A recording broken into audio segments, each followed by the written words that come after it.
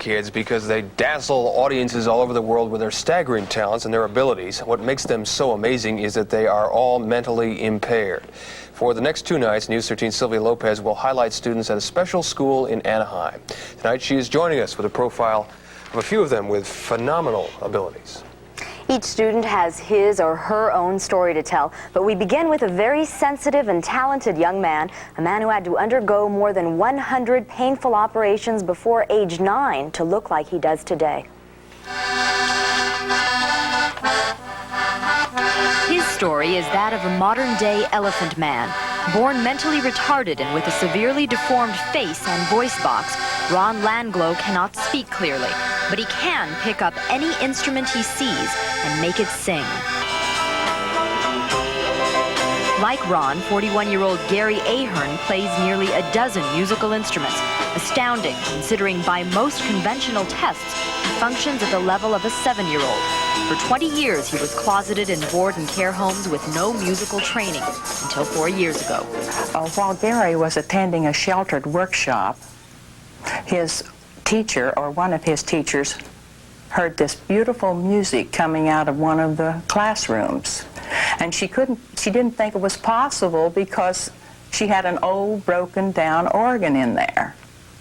He had repaired this organ and was playing classics. Perhaps it's because music was their only friend when society deserted them. Most people call it a gift. But for some unexplainable reason, Ron and Gary possess an incredible, instinctive capacity for music. They can do things that we cannot do. They can do things that many well-established musicians would be unable to do. Well, I never will forget the first time I saw him play the banjo. He is left-handed. He had it strung for a right hand, but he didn't miss a note. Ron and Gary do not lack for talented companions. They attend a unique but humble school, Hope University in Anaheim, for the gifted mentally retarded, and with their classmates travel around the world performing.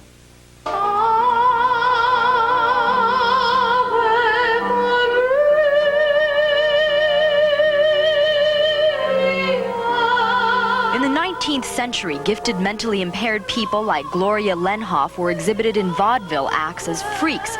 Today, some experts still call them idiot savants, a term for retarded or autistic people who have inexplicable talents in music, art, or mathematics. That's a term psychologist Ruth Smith says doesn't fit. It is interesting. These young people know that that's not a good term because they know they are not idiots. There is little research on the gifted mentally retarded. There is no test that accurately measures their abilities. So then, how do you explain an enigma like Paul Keen? What kinds of things are the things that you've learned? I like reading music and everything. Paul is blind but does not read Braille. An extremely withdrawn person before his music began to blossom. Many remember him as the boy who used to rock silently in corners. Paul writes his own music now, and he's a walking encyclopedia of rock and roll. Do you remember when Kansas City was recorded? It was two versions, one by Wilbert Harrison in 1959, the other version Trini Lopez in 1963. But what impresses audiences most is his unforgettable, show-stopping voice. To dream the impossible dream. For now, experts can only theorize about the savant syndrome. Why it occurs is still a mystery. We feel that there are nerve cells that were not damaged, and this person probably was at such a high level of functioning that those cells that were not damaged are the ones being utilized. Classes are over. Most normal students would dash for home. Instead, Ron, Gary, Paul, and pianist Tim Bailey gather for an impromptu jam session. It doesn't really matter that no one can explain their musical genius. What does matter is that they're here, with people they love, doing what they love best. There are other cases of prodigiously talented people like the ones we met. A psychologist in Wisconsin, for example, is studying an autistic patient who can listen to a 45-minute opera, play it back on piano, and sing it flawlessly. Psychologists say there may be hundreds of other musical geniuses that we don't know about because no one's ever taken the time to develop their musical talents. Tim? It's remarkable. And more tomorrow. More tomorrow. Same word. Sylvia, thank you. University in Anaheim. It has no football team, it has no library. In fact, it has no campus at all to speak of. But what it lacks in facilities, it makes up with feeling. All of its students are mentally impaired. News 13's Sylvia Lopez joining us now with a story on Hope University and its very exciting performers. Sylvia. Tim, in my book, each student at Hope is a star, but 10 of them have taken their special talents to stages all over the world, from Disneyland to the Palladium, and each concert is the same moving experience. Let's take about a minute to think about our love that we're going to give them. The concert is about to begin, but instead of getting nervous about their upcoming performance, the High Hopes take time out for a moment of quiet inspiration. Get them taggers.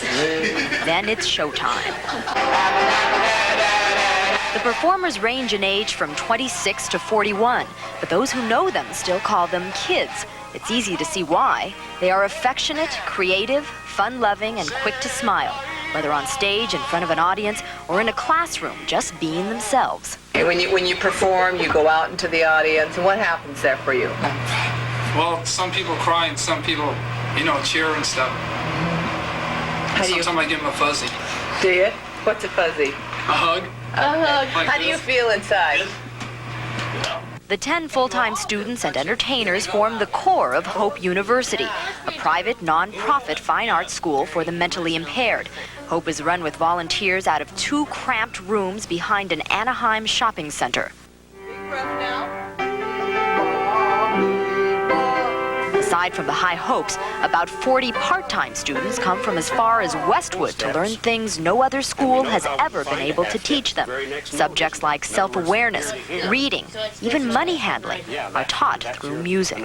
A lot of things like in spelling and math and money are left brain functions.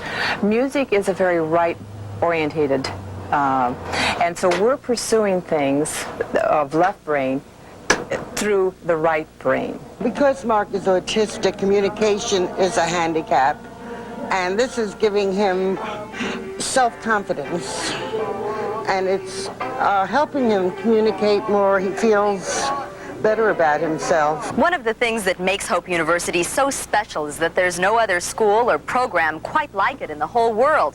Here, students learn subjects like reading and writing the way most other students only dream about.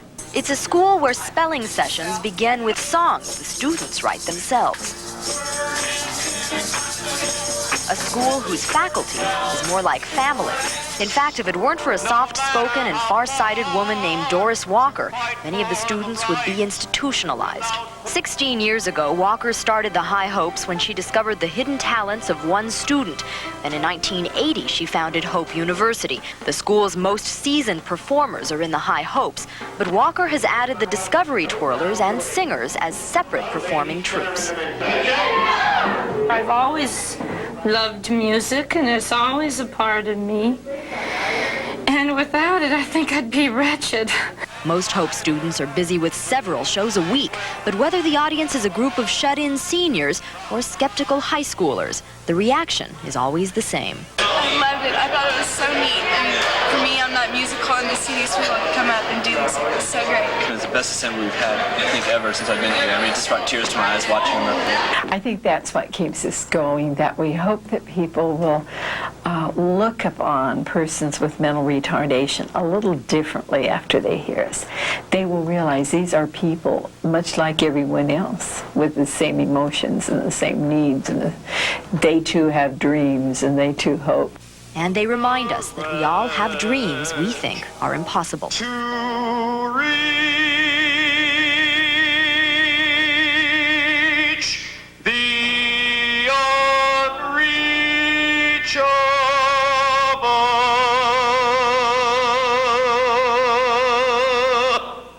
star.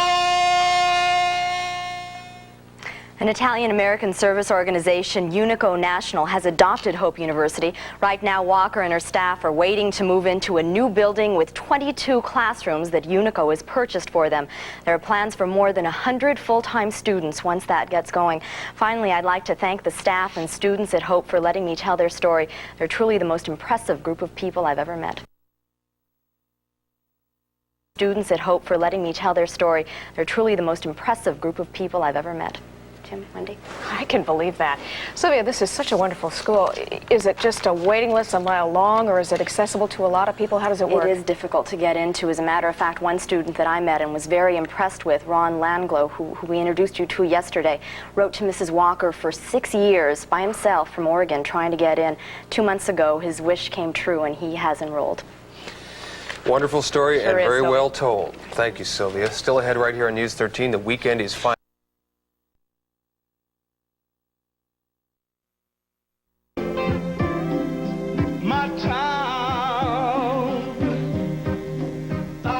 Every person who lives has a special talent. For some, those talents are hidden a bit deeper and are a little more difficult to find. But in Anaheim, there is a school called Hope University that helps people discover their unique gifts.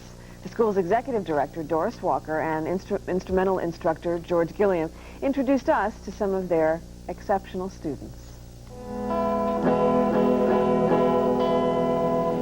Which one would you say? The B is way flat.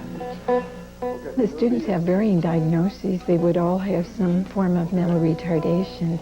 But beyond that, a lot of them have multi-handicaps.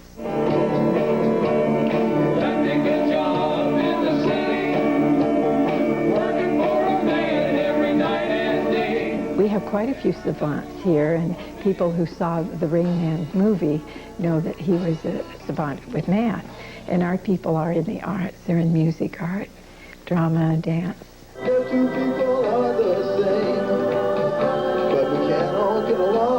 they're writing songs, it's really interesting. Like Joaquin kind of came up with the basic idea of what he wanted to do, and then we just kind of let it mushroom from there.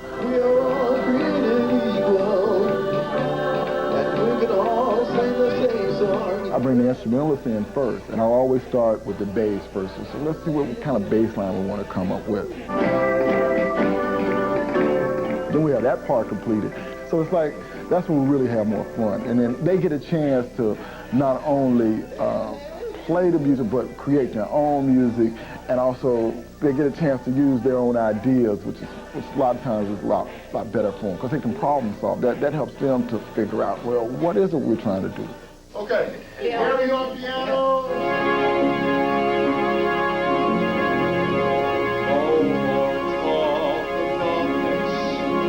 Forget these wide-eyed fears. I'm here, nothing can harm you. My words will warm and calm you. Paul he hears so much of the music that he would add like little extra things that would make the song just like, and obviously you look up, you're in trance. You know, it's like, wait a minute, I'm sitting up here, I'm like, oh, how did this kid can sing?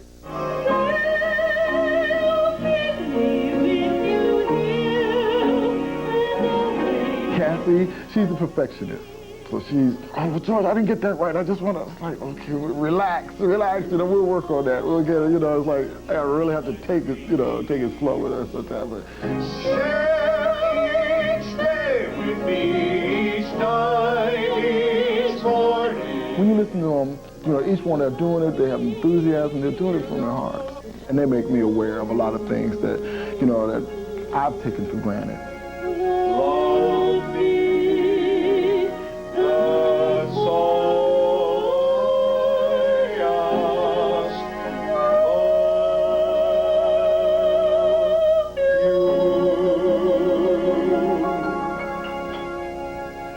These students also make up a performing group called the High Hopes. They've appeared all across the country and have even released 5 recordings of their work. If you'd like more information on Hope University, you can call Doris Walker at 714-778-4440.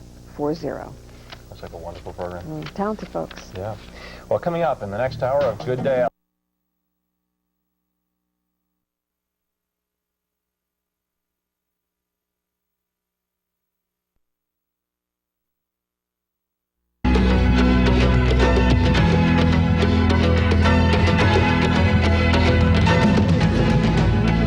Say that Doris Walker is a model special education teacher. She's done so much on her own to help the mentally retarded since the 70s.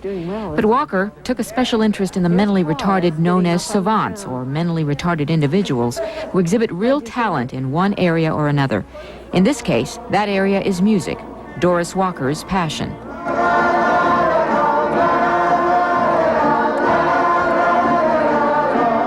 In 1980, Walker established Hope University in Anaheim, a special school for musically talented savants. It all started in one room.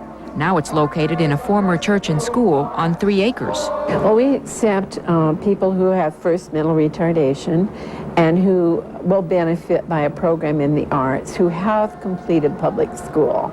Walker's devotion to her students began when she was a school secretary in the 60s, before she decided on a new career as a special ed teacher. All the little kids who didn't fit the patterns always get sent to the office. And I finally figured out that I was living for some kid to get sent to the office so I could try to teach them something. And the satisfaction Walker gets out of what these students are learning is evident. Nice job, all right. Students come from across the country to learn Doris Walker's whole person development program and music. Some of these students are part of a singing group called the High Hopes, which tours nationwide. Some are so talented they've learned to write their own musical arrangements and sing in several languages. This, Doris admits, is through the nurturing at Hope University. The reason for her devotion to the school, Doris says, is simple. So trying to show people that we are basically all people together, and that this is something so important that we're all on this planet together and we all need to be helping each other. And help she does. Through the years, Hope University has had numerous savants learning what they probably never would have learned at school or at home. Doris is giving the confidence savants need to get along in the world, and that's why Doris is our Sunday hero. Larry? And they are very lucky, the savants, to have her. To have Doris. Subject of luck, one. They used to be institutionalized and called idiot savants, but today all that's changed. News 13's Lynn Marvin is here now with a fascinating look at savants, a subject that movies are made of. Lynn. That's right, Wendy. The success of the movie Rain Man goes beyond the box office or video stores. Rain Man was Hollywood's way of introducing the general public to the problems and special needs of savants, a movie that professionals and parents who deal with the problem daily were very thankful for. Ray, can we try something? Yeah. Do you know how much 312 times 123 is? 38376. He's right. What? He's right. He's right? Yeah. Dustin Hoffman's portrayal of an autistic savant was right on the mark. 2304. 2304. That's amazing. I mean, that is amazing. He should work for NASA. Now watch a real-life Rain Man. 4,555 squared. It's a big number. 20,748,025. You want to know something? Yeah. You're absolutely right. Buzz. This is Joseph Sullivan, an autistic savant. Joseph was probably one of the first leading men to record this behavior on film. In this sensitive documentary on savants produced by doctors at UCLA's Neuropsychiatric Institute. Rain Man was a very important movie, and it educated a lot of people about autism. I think more people learned in a few months after that movie came out what autism was than we professionals and parents have been able to teach them or tell them in 20 years of trying. Make this world a better place if you can. Meet some other savants like 37-year-old Paul Keene. Paul was born prematurely. He's blind and mentally retarded, but he excels on the drums, can sing in 5 languages, has perfect pitch, and has a rock and roll encyclopedia in his head. 43-year-old Gary Ahern's mental retardation was so severe he couldn't communicate. Today he plays at least 8 instruments, ranging from keyboards to strings, and sings along. And meet 37-year-old Tim Bailey. Tim has cerebral palsy and mental retardation. He can't make change of $1, but he's a successful concert pianist and an award-winning artist. Right behind her. They're just a few of the very special students at Hope University, the only school of its kind in the world for artistically talented, mentally retarded adults. And it's right here in Anaheim. I think savants have to be looked at as people like all the rest of us. They are a treasure. They're something very rare and very beautiful that need to be nurtured. There are probably no more than 100 savants in the world. And we have 4, probably 5, and 2 budding savants here because they have heard about our school.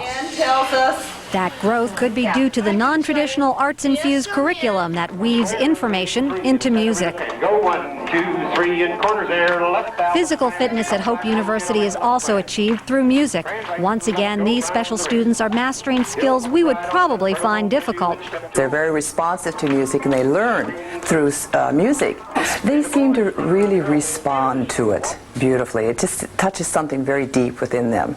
You'll hook right onto that pretty little singing promenade, go high and wide to burn off some of that old cowhide and get back home. Tomorrow night, we'll talk to several savants and their families, and we'll try to explain how the brain-damaged adults are capable of performing these amazing skills. And we'll tell you how the parents faced with the nightmare of autism deal with the pain and the problems.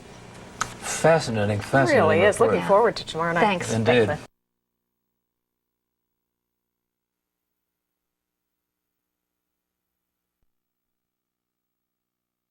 Autism. Many times the signs of this brain dysfunction won't show up for years. The movie Rain Man showed us just one form of autism. News 13's Lynn Marvin is here tonight, and she has more on this story. Thanks, Warren.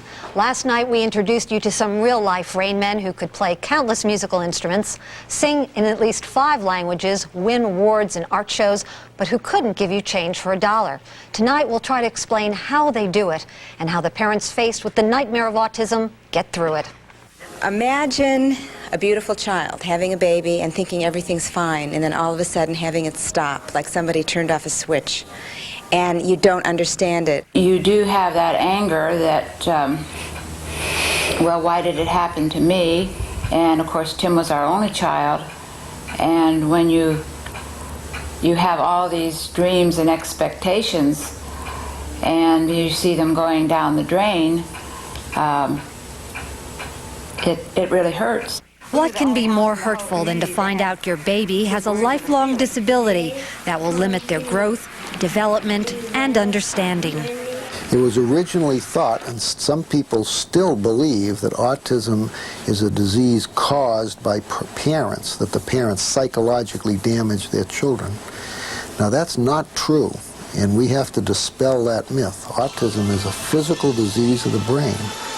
Rain Man? Yeah. Let's play some cards. Yeah.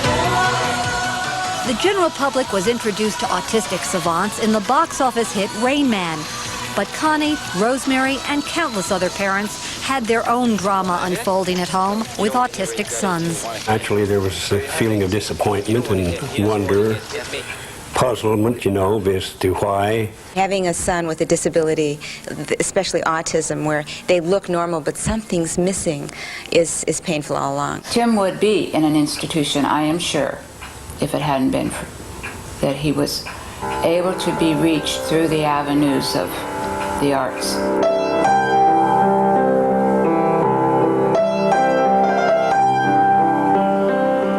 Today, their son Tim is considered a savant. He can't read, but he can play scores of music spontaneously and with great ease. Where does it come from? There's no music in front of you. Just right in here. Autistic people are born with a normal number of genes, so to speak, and inherit normal talents from their parents. The disease cuts down or affects their ability to use those. Now, if it doesn't affect your music ability, you can then learn to play the piano. If it doesn't affect your drawing ability, then you could learn how to draw. Autism doesn't affect all parts of the brain equally. It used to be considered a mental illness, but today doctors say the block is physical and biological rather than emotional. Autism, like every disease, has mild, moderate, and severe forms, and the Rain Man movie portrayed one form of autism, a rather mild form. Of course, there are cases much worse than Raymond, and then there are patients who are even better. I'd love to educate people to say this is a person first. Well, I would like them to see us in a better way.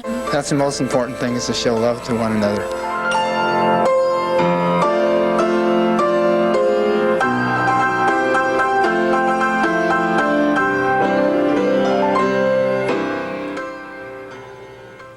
doesn't have to be an impossible dream. The good news is many of today's autistic adults are capable of mainstreaming with help, sometimes holding basic jobs. The key factor for parents is in getting help. Find friends, doctors, and teachers who can get you through what can and will be difficult times.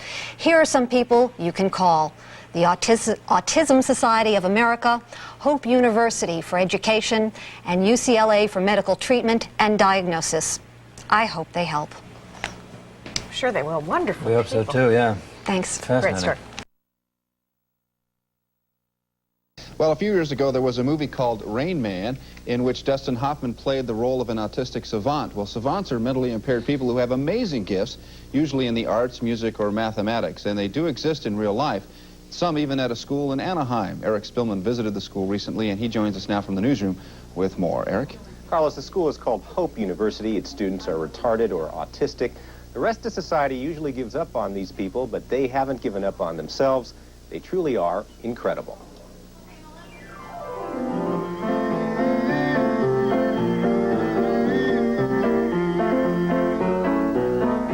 Gary Ahern and Paul Keene are two of the most remarkable musicians you will ever see perform. They're remarkable for what they've had to overcome and for what they've been able to achieve. Both men have severe handicaps. Both are retarded. Paul is also blind. Both would probably still be locked up and kept medicated in a hospital if it weren't for this place. They are students at Hope University in Anaheim, the only arts college in the country for mentally retarded people with special talents. Here, 30 students learn such things as dance and drawing. People who've been dismissed as idiots for most of their lives are able to show what they can do, especially in the field of music. Okay, go ahead.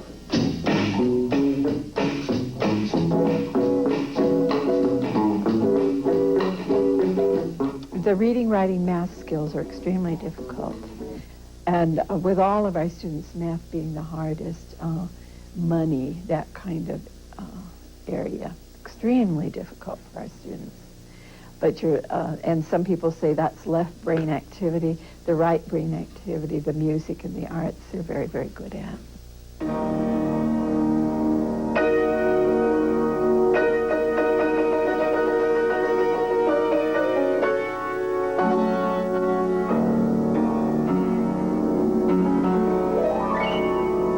Gary Ahern is a good example of that. He has Prader-Willi syndrome, a condition that makes it almost impossible for him to communicate. He has trouble speaking. He does not read music. And yet he can play piano concertos by Rachmaninoff from memory.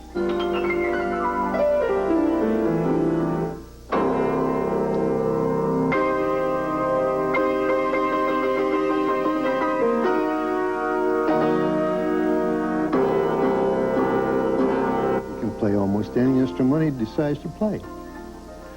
He plays most any song he's ever heard. Plays any key he wants to. He makes his arrangements up as he goes from day to day.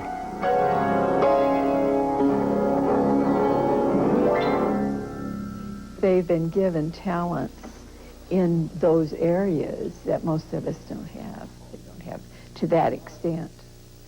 Plus a tremendous, tremendous interest, so they're willing to spend hours working on it, and it's not work, it's fun.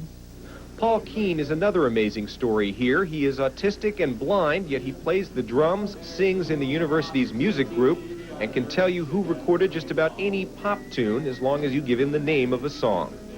You know all the Beatles songs? Yeah. I could tell you, when did the White Album come out?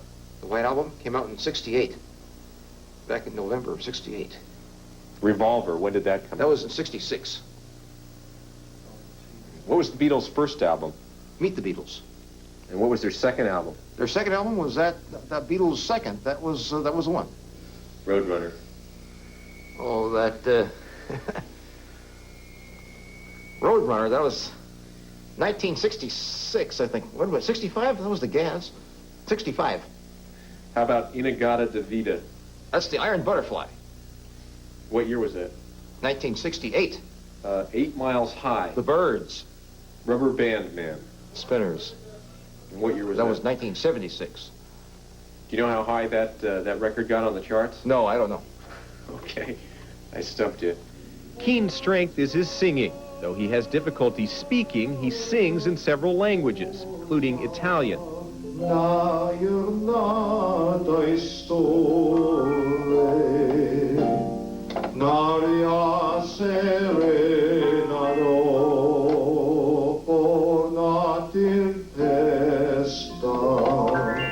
He has an access to music memory that most of us do not have. If we could figure out how they access this memory, wouldn't it be wonderful?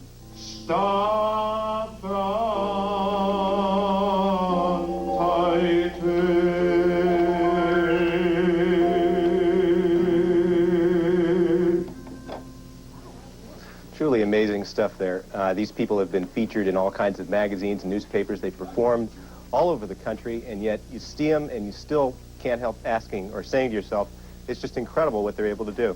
Carlos? So little is known, Eric, about all of this. Now, she just mentioned something about the memory and tapping into that. Is creativity any part of this? Well, that's what people originally thought about these people, that they just had incredible photographic memories and they could remember just about anything once they heard it or saw it once. But now they're finding out that these people are able to compose music. Some of the students in the university can write songs, so they do exercise some creativity after they've been trained a little bit. Very interesting. Eric Spillman, thanks very much for that. It specializes in helping a group of people called savants. Les Kumagai says they have a strange condition for which there is no medical explanation. What is savant syndrome? We feel that a savant is someone who has inexplicable talent, usually in the fine arts, music, art, drama, but who are mentally retarded. If you've seen the movie Rain Man, you've seen Dustin Hoffman portray a rare form of numerical savant. Ray, can we try something? Yeah. Do you know how much 312 times 123 is? 38376. He's right. These are the high hopes for musical savants, students of the Hope University for the Gifted Retarded. Paul Keene is blind, a natural drummer, and can sing in several different languages. Gary Ahern can play just about any music he hears by memory without sheet music. Ron Lee Langlow has the same innate ability on guitar and keyboard. Tim Bailey has become a concert pianist and is also an artist whose watercolors have been exhibited throughout Orange County. But their talent is sadly one-dimensional. Most could never function without supervision. But Hope University's director says in this environment, they thrive. Has it ever struck you as a pity that such tremendous talent or potential is locked within a mind that doesn't have full function? I suppose you could look at it like that, but you could also look at it that they can be the ambassadors who tell all of us to accept people as they are and appreciate each person. In Anaheim, Les Kumagai, Channel 9.